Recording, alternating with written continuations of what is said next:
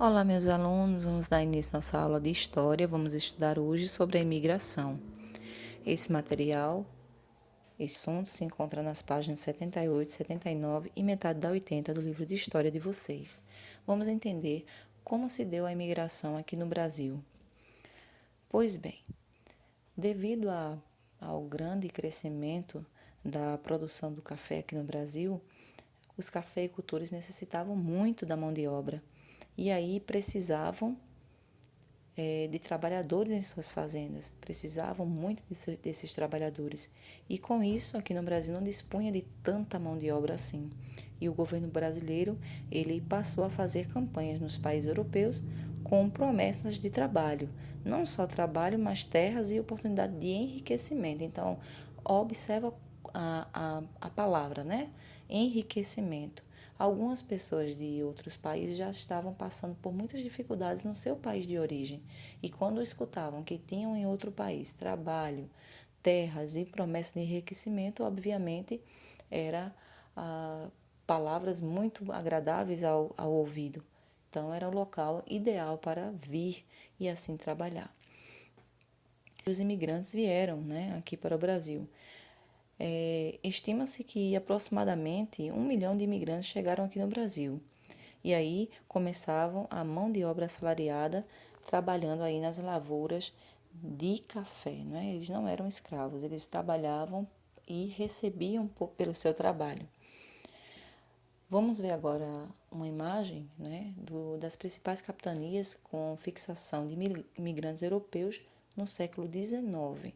Vocês têm um mapa aí e nesse mapa vocês estão vendo a região sul, né, que é a mais habitada e que está em rosa, né, regiões de fixação de imigrantes europeus.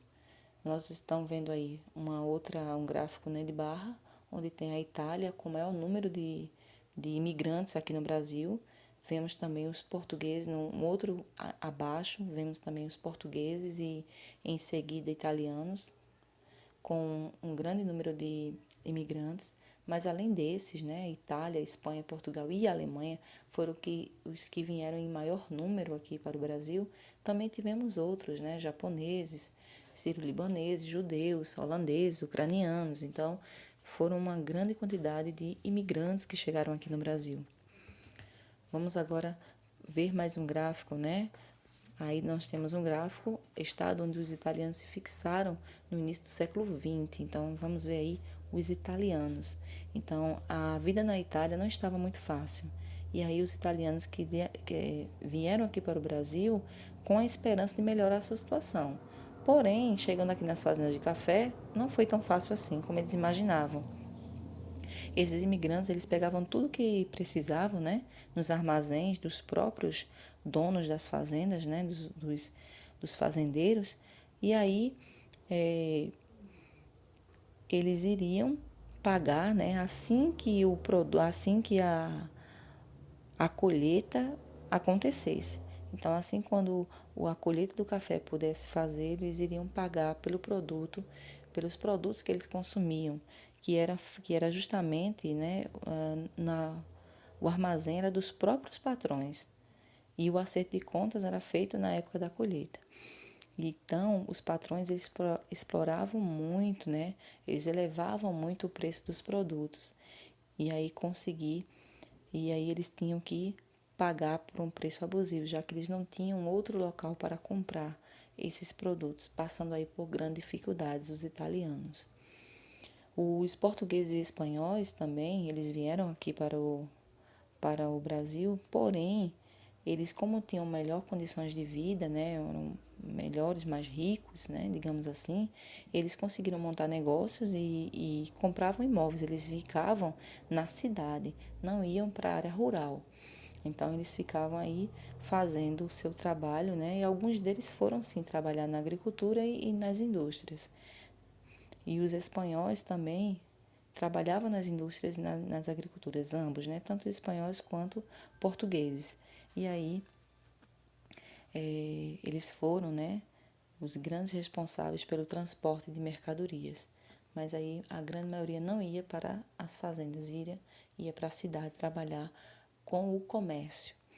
Vamos ver mais aí um, uma imagem falando sobre os alemães, os estados onde os alemães se fixaram no início do século XX. Nós temos Paraná, Santa Catarina e Rio Grande do Sul.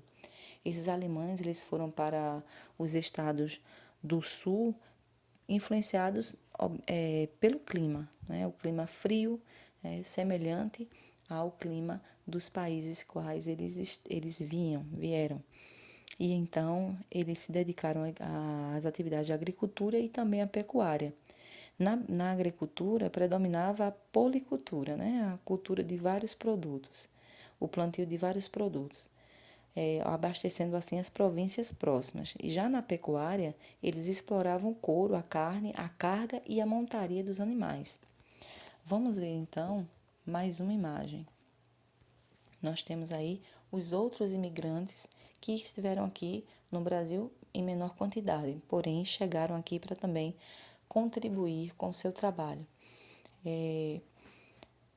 Os sírio-libaneses, os judeus, os holandeses, os ucranianos, suíços, muitos turcos e sírio-libaneses, eles se dedicaram ao comércio pelas cidades no interior do Brasil.